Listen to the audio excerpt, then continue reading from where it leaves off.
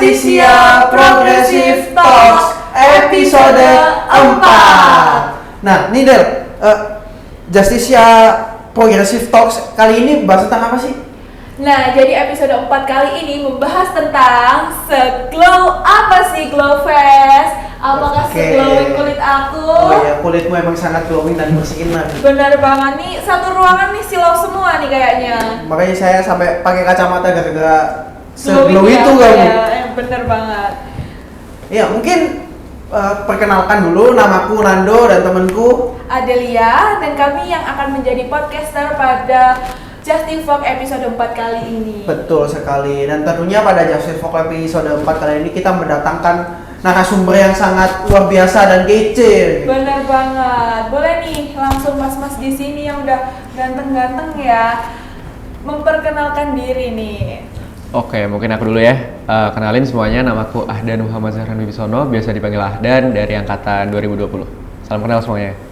Oke, lanjut ke aku. Perkenalkan, nama aku Ari Maulana, biasa dipanggil Lana, dari angkatan 2021. Salam kenal ya. Oke, mungkin sebelum kita masuk ke mendalam tentang Glow Fest, mungkin mas-mas di sini bisa menjelaskan sebagai apa, berperan sebagai apa di Glow Fest sendiri. Oke, kebetulan kita berdua staf ahli dari Kementerian Putpora, yang mana aku diamanahin jadi ketua pelaksana di Proker Glow Fest FAUB 2022. Sedangkan kalau aku diamanahkan menjadi wakil koordinator acara pada Glow Fest 2022 ini. Wah, keren banget ya kita Justivox episode kali ini bisa mendatangkan langsung ketua dan juga wakil dari Glow Fest 2022. Betul sekali. Luar biasa nih. Nah, mungkin sebelum mungkin teman-teman di sini ada yang belum tahu apa itu Glow Fest. Mungkin Mas Ahdan atau Mas Lana bisa menjelaskan mungkin secara singkat apa sih Glow Fest itu? Oke, aku jelasin secara singkat ya. Jadi Glow Fest ini kepanjangan dari GIGS. Itu singkatan dari Geeks of the Law Festival, yang mana Glow Fest sendiri itu merupakan proker atau program kerja dari Kementerian Putpora, BMFHUB, Kabinet RA Merta, yang mana di Glow Fest sendiri itu kita menghadirkan bakat-bakat dan juga kita mengundang artis dari luar dan kita kumpulkan di sebuah konser. Tapi nggak cuma itu, Glow Fest juga akan ada berbagai rangkaian yang lainnya. Kita bakal ada seminar dan juga ada charity. Itu sih singkatnya. Wah, ini kayaknya banyak nih, nggak cuma konser. Nanti kita bisa spill lebih mendalam. Nah, karena kita masa peralihan nih dari pandemi, setelah kita 2 tahun pandemi nih, apa sih tantangan yang dihadapi oleh seluruh panitia ketika akan mengadakan sebuah konser setelah pandemi? Oke, tantangan ya. Sebenarnya kepanitiaan kita Glow Fest ini kita udah terbentuk dari mulai bulan Maret. Dan sekarang udah bulan November, yang mana kita udah 8 bulan mempersiapkan untuk Glow Fest ini. Jadi untuk tantangannya mungkin paling berat tuh di bulan-bulan pertama.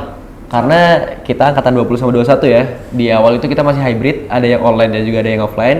Jadi kita panitia tuh masih belum bisa ketemu buat bahas-bahas tentang Glow Fest ini.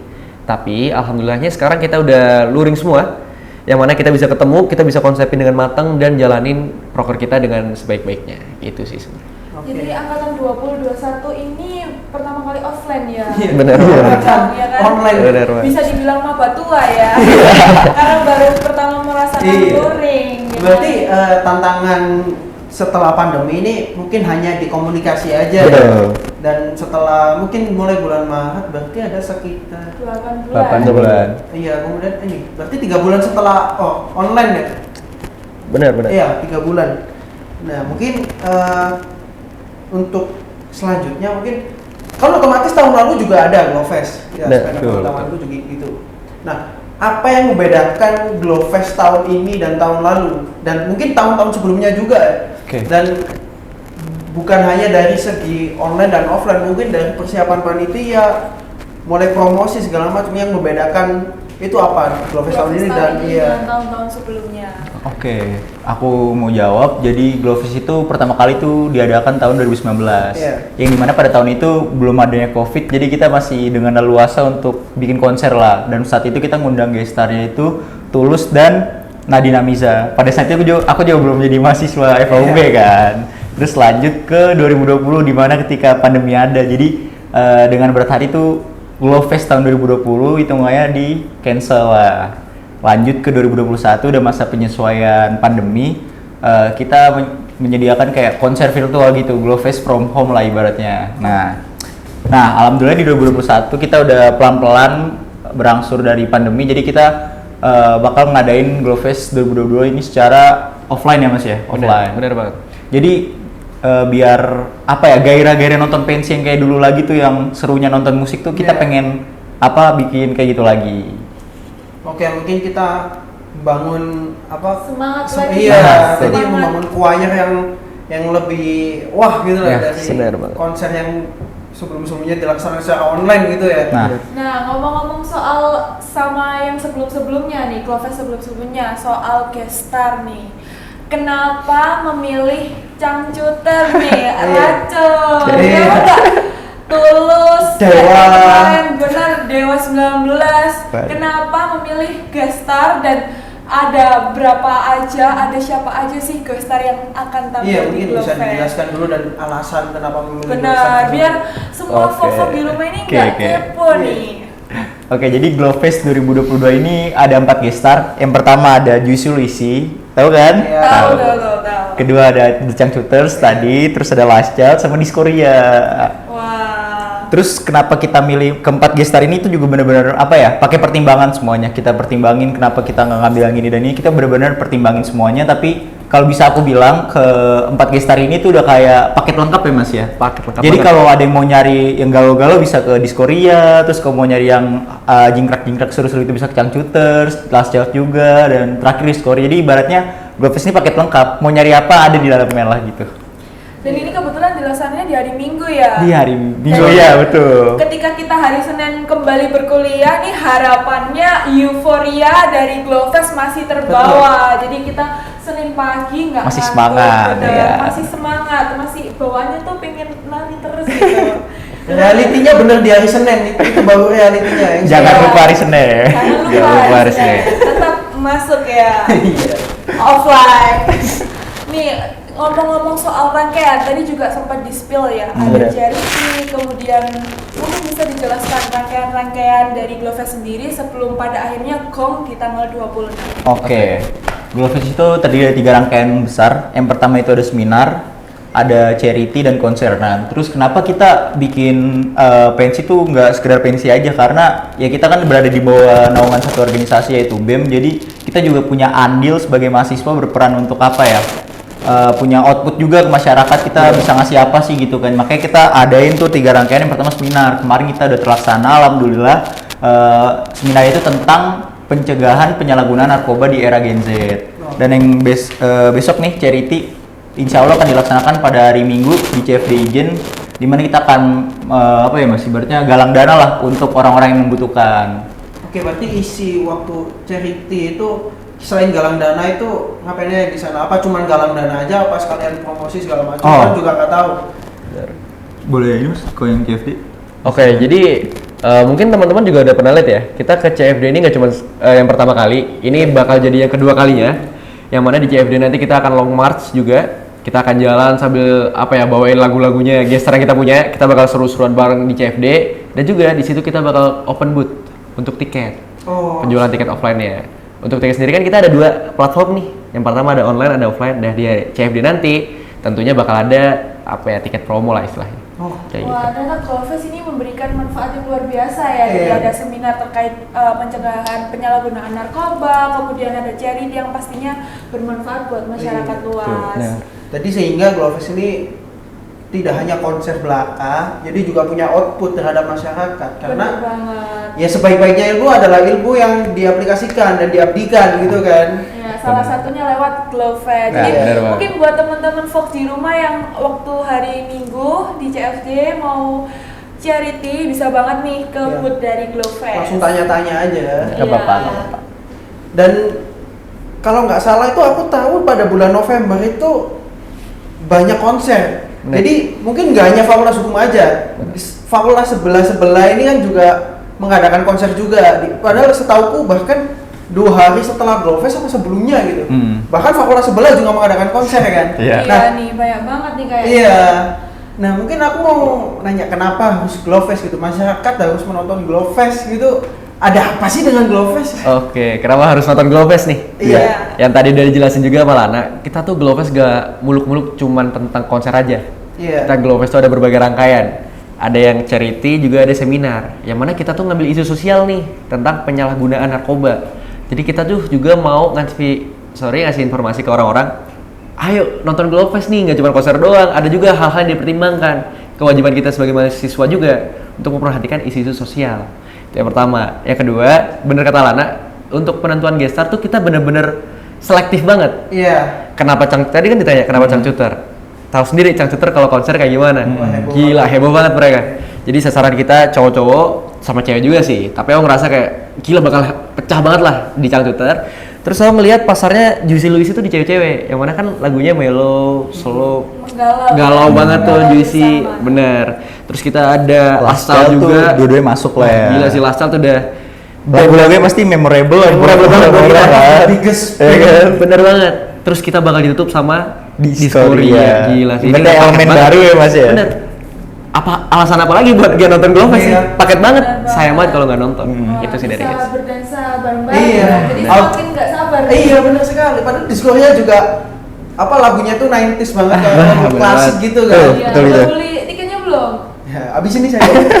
Ya, Waduh. soal tiket nih, kayak pasti ya Vlog di rumah ini punya banyak pertanyaan terkait dengan tiket. Setahu aku di sini juga ada pembagian terkait dengan season seat yang juga ada luminous, ada silver. Mungkin boleh dijelasin di sini terkait dengan pembagian season seat. Oke, untuk bagian seat ya. Sebenarnya kita in general aja, kita ada dua. Yang pertama itu ada yang festival atau yang berdiri, dan yang kedua adalah yang seat atau duduk. Nah, yang seat ini kita bagi lagi jadi 3 kategori. Ada silver, ada gold, sama platinum. Itu kita sesuaikan dengan posisi tempat duduknya aja sih. Jadi semakin nyaman, semakin enak buat nonton, itu mungkin harganya bisa lebih mahal. Itu sih.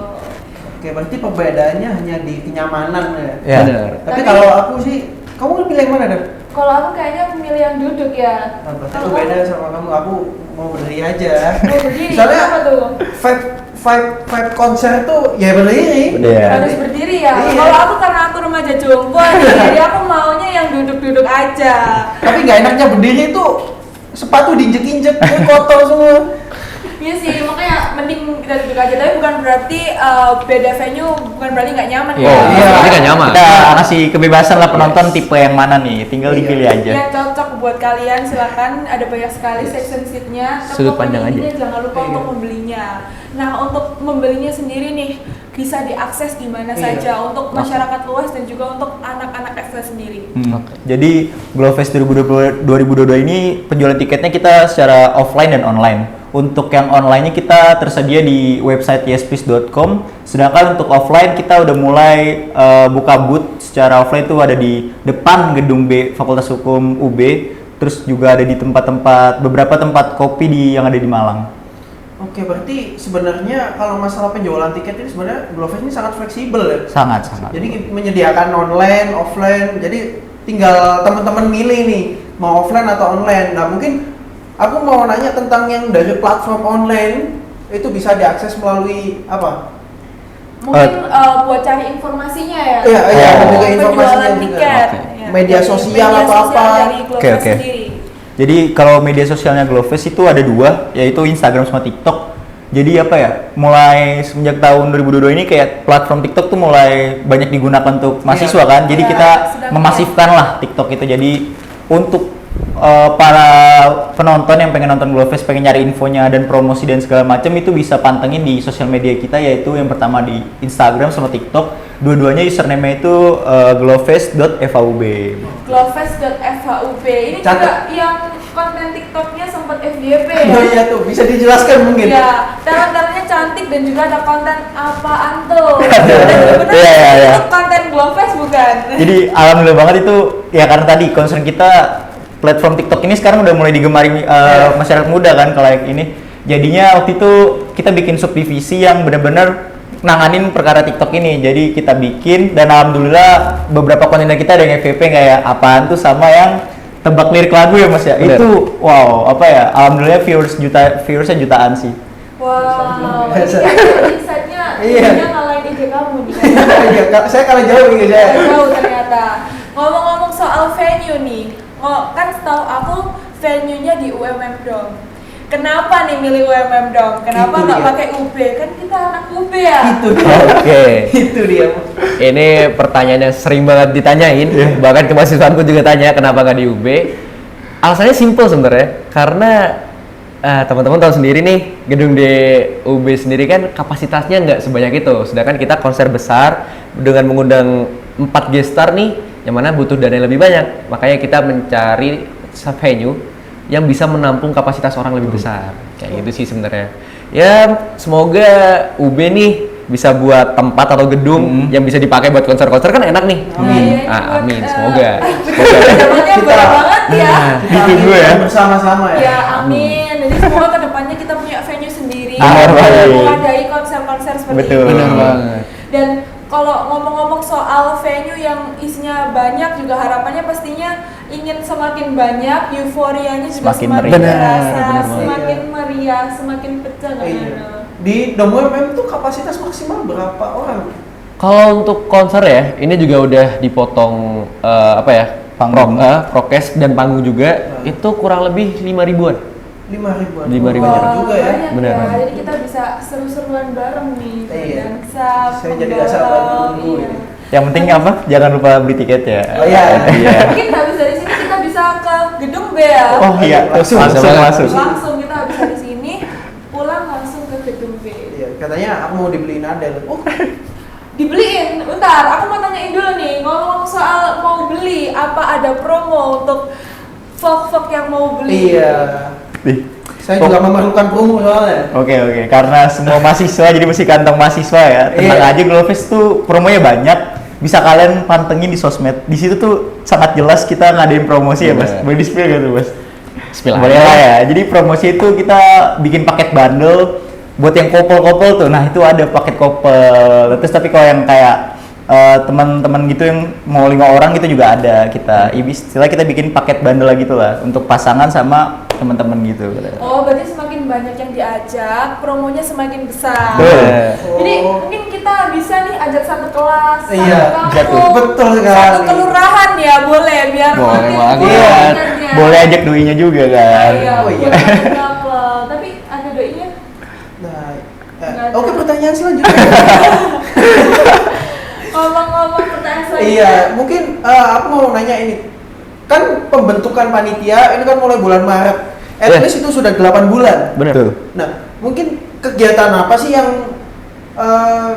yang dilakukan oleh panitia Glowfest untuk menyukseskan acara Glowfest ini sendiri? Soalnya kan perpindahan dari online ke offline kan juga agak struggling tuh. Oke. Nah, mungkin kita untuk tadi udah jelaskan bahwa kalau online tuh komunikasinya kurang, terlalu banyak Oke. miskomunikasi harus segala macam. Nah, kiat-kiat untuk menyukseskan acara Glowfest itu seperti apa ya? Seperti apa ya? Oke. Glowfest sendiri itu kita ada 6 divisi. Yang mana 6 divisi ini mungkin di bulan sekarang nih, apalagi udah mendekati acara, lagi sibuk-sibuknya, hektik-hektiknya. Contoh banget mungkin dari Lana ya sebagai divisi acara nih, mereka lagi mempersiapkan nih buat penampilnya kayak gimana, dari mulai gestar, home band dan juga teater. Itu dari anak acara. Terus dari anak humas nih, mereka juga lagi sibuk-sibuknya jualin tiket lah, promosi lah, apapun itu anak humas nih tugasnya. Dari teman-teman sponsor juga lagi kerja keras banget buat cari sponsor. Kalau nggak ada sponsor kita nggak akan jalan dong, tentunya duit, kita butuh duit. Ya bener banget. Terus ada PDD yang mana mereka menyiapin semua keperluan kita, baju panitia, desain dan lain-lain lah. Urusan sama desain tuh anak PDD, medsos juga. Kita juga ada anak keamanan yang bakal sedia banget untuk ngurusin perizinan kita. Dia yang bakal pantau gimana kelancaran acara nantinya. Sama yang terakhir nih, ada anak perlengkapan yang mana dia yang mempersiapkan venue kita nih biar layak pakai untuk nanti konser. Terus kalau kiat-kiatnya sebenarnya satu sih yang paling penting ya dalam suatu atau dalam buat event, komunikasi, udah itu doang. Karena tanpa adanya komunikasi, ya udah mau gimana pun nggak akan jalan. Iya. Acara tuh pasti hancur kalau nggak ada komunikasi. Sepakat. Mungkin itu yang digarisbawahi oleh teman-teman ya, komunikasi itu adalah kunci. Yes. Jadi aku juga sempat dengar nih dari selain gestar, ini juga sebagai wadah ya dari anak-anak Fakultas Hukum. Bener. Bakal ada tampilan dari home band dan juga Teater kertas. teater. Wow, semakin penasaran nggak sih? Iya. Pasti anak-anak Fakultas Hukum dan juga masyarakat luas kan ingin tahu. Iya. bakal Satu apa panggung sih? sama cangcuters loh. Wah, Beneran. keren. bakat apa aja yang dimiliki sama fakultas hukum. Jadi biar masyarakat luas taunya nggak cuma anak hukum tuh hafalan pasal aja, tapi anak hukum juga ada yang apa ya, tertarik di bidang kebudayaan, pemuda dan olahraga gitu. Jadi ya gitulah. Semakin nggak sabar nggak sih? Iya sih. Ayo abis ini ya. Aku langsung pengen bergoyang sekarang nih. Ya mungkin kalau nggak salah itu kan ada di Glowfest tuh ada bazar. Nah di bazar itu ada apa aja di bazar itu? Oke, di bazar ya. Pastinya kita udah beberapa sponsor yang masuk juga. Pastinya di dalam sana nanti bakal ada booth makanan dan juga booth minuman. Untuk apa ajanya bisa dicek langsung karena itu bakal nonton kan di hari H. Bisa langsung dicek aja ntar di bazar kita. Ada merchandise juga? Ada juga. Ada. Intinya jangan khawatir karena di booth kita ada semua. Kalian lapar, kalian minum tuh bakal ada di semacam food and beverage gitulah. Iya, berarti teman-teman di sini nggak usah khawatir kehabisan tiket. Toh di harinya juga masih bisa beli kan? Masih bisa. Nggak usah takut kelaparan, nggak usah takut kehausan, semuanya di Glowfest ada. Kalau lapar langsung minta kapalnya saja. Oh iya, itu juga bisa kalau itu. Tarik ke dalam Susah ya nyarinya. Lagi sibuk Pak Kapal bentar hari. Minta ke ini cangcuternya aja. Minta minum. Mungkin terakhir nih dari mas-mas di sini yang apa yang mau disampaikan buat Fox semua dan ajakan nih buat semua Fox di rumah untuk nonton Glowfest. Iya, closing statement lah. Closing statement ya. Dari aku sekarang tanggal berapa? Tanggal 2 ya? Tanggal 2. Sekarang udah tanggal 2 November. Acara kita tanggal 26 November 2022. Udah Hamin 24. Dari aku adalah harapannya ya teman-teman yang belum beli tiket nih, apalagi anak FHUB yang belum beli tiket, ayo segera beli tiket dan kita tunggu di panggung FHUB 2022. Glowfest 2022. Salah lagi jadinya. Oke, luar biasa sekali. Mungkin untuk teman-teman yang kepo akan Glowfest mungkin bisa langsung kepoin aja di akun Instagram dan TikToknya Glowfest. @glowfest.fhub. Jangan lupa ya ada di sini ya. Boleh banget dicek. Oke. Mungkin kayaknya udah seru. Dari penghujung acara. Iya. Mungkin ya kita tutup aja ya. Iya. Mungkin sekian dari kita. Sampai jumpa di Justicial episode selanjutnya. Dadah. Dadah. See you at Glowfest.